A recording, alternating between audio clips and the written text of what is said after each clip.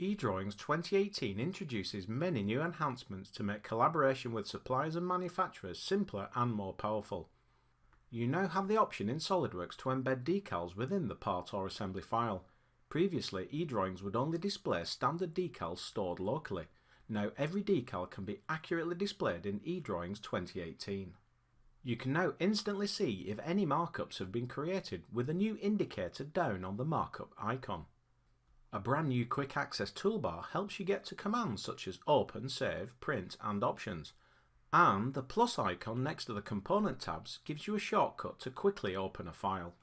A new open progress indicator keeps you updated on how eDrawings is doing getting the assembly loaded. eDrawings 2018 now supports the very latest graphics pipelines. Make sure Graphics Boost is set to fastest speed to take advantage of the performance improvements. If you need to move components or make a measurement, you can now set the units to feet and inches. This gives you more flexibility in the day-to-day interrogation of models.